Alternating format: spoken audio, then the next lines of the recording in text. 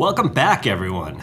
I'm Bill Brenner of Cyber Risk Alliance, and we are wrapping up Cyber Risk TV's coverage of BlackHat USA, here from the Four Seasons in beautiful downtown Las Vegas, and I'm joined by my friend Mandy Logan, who is a co-host on Paul's Security Weekly, and she has done a lot of our interviews and is doing more hosting, and so I thought it would be fun to wrap this up by having a conversation with Mandy about just some of the highlights of today, because you've done how many?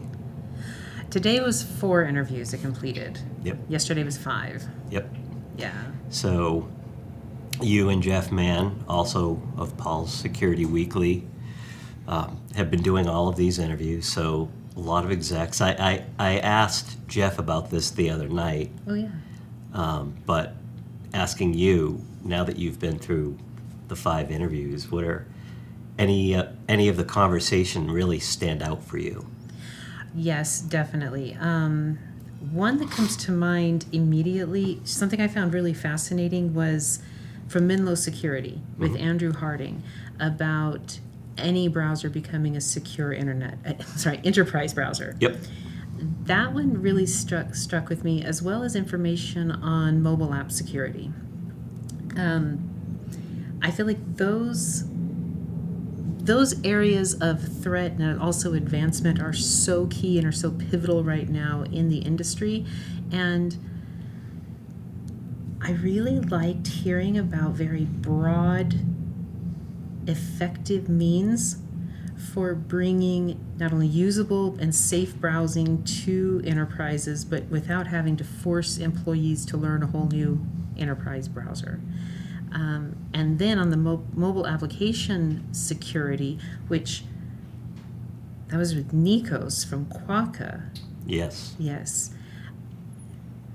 Thinking about what a huge reach mobile applications have on enterprise devices, and then the mix of personal apps and enterprise apps that end up being on every device out in the world, I love what they are doing and working forward on making sure that the applications are known and that the teams trying to handle all of these millions of endpoints that are randomly running around actually get support.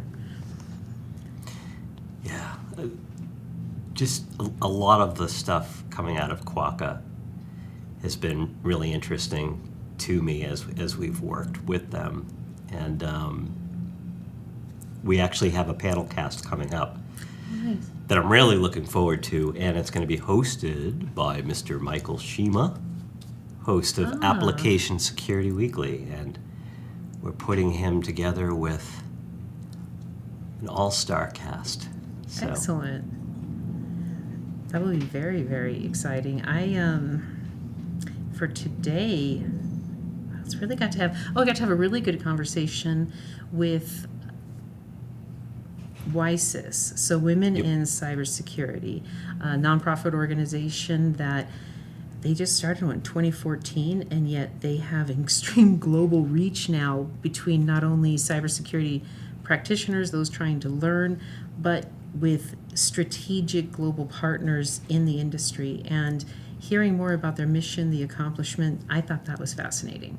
I thought it was great hearing about the advancement and the help that women being integrated into the security teams, how they're impacting the bottom line and really bringing forward a lot of advancement and helping decrease the skilled practitioner shortage. I was glad that I got to meet them after, I've seen WISIS for years, but this follows up directly with things I got to do Monday with the Diana Initiative. And I thought today's interview, getting to hear more on that, was a fun break from, thankfully, actually, I want to go back because you know how in recent years we have so much information on AI. And I would say that in conversations I've had this year, I valued how deeply many extremely competent and intelligent leaders of the companies that we get to interact with here are bearing down on that. Yes, AI is fantastic, but it needs to be doing the simple automation things. Yeah. It's not the be all and end all of everything. You don't need everything to be flashy. I liked hearing that rhetoric and hearing some very baseline information from the CTOs and CISOs that we have spoken with, and even those that are doing product development, that the shift away from too much of the glamour of AI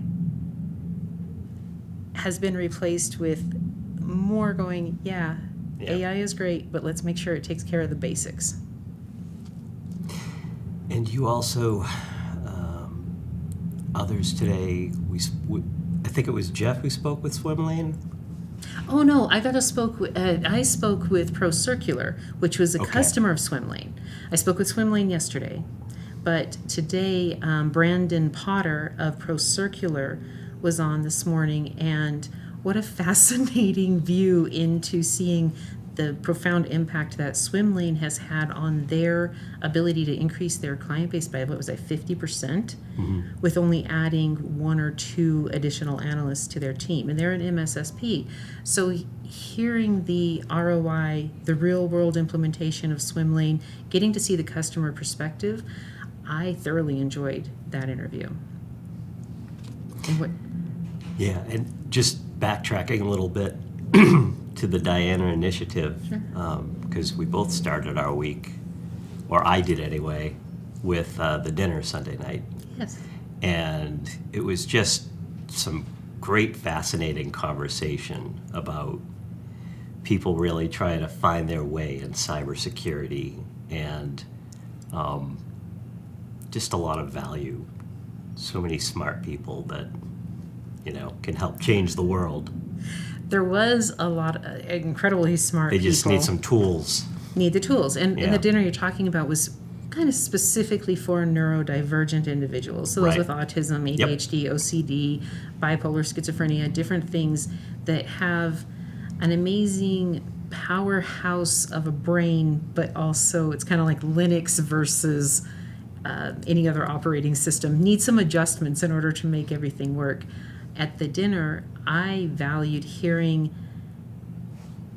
what were particular things that were helping these practitioners and executives to be especially effective, given that the neurodivergence part, figuring out where was it a stronghold? Where is it like their superpower? Even though I don't really like using that terminology, where has it been their superpower? And then what were other simple practical things, from loop earbuds or the earplugs to time management applications, to really just restructuring the way that they looked at working with their teams and understanding that, I do have value, even though I don't think or act the same as the other people sitting at the table. It was a great conversation. Yeah, and there's been a lot of talk this week, just in a lot of the conversations I've had about neurodiversity and how, in cybersecurity, if people get into the right, opportunities, that can become a superpower. For sure. Like we had other conversations about how often neurodivergence shows up in those who end up being extremely effective founders or CEOs.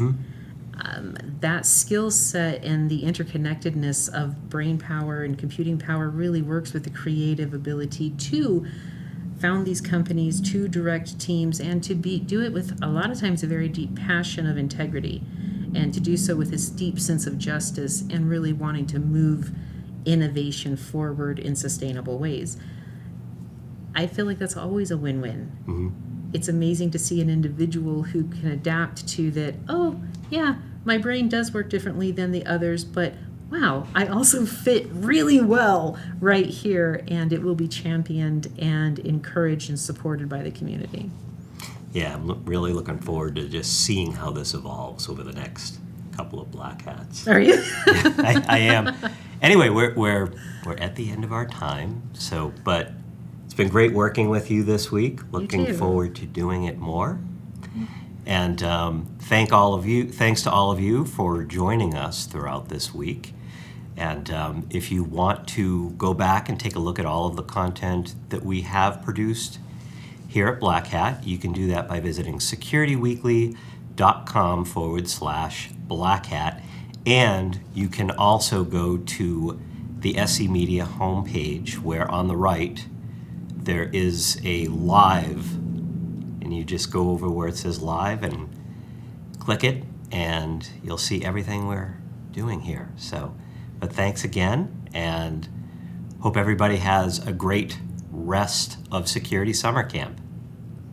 I agree. Bye now.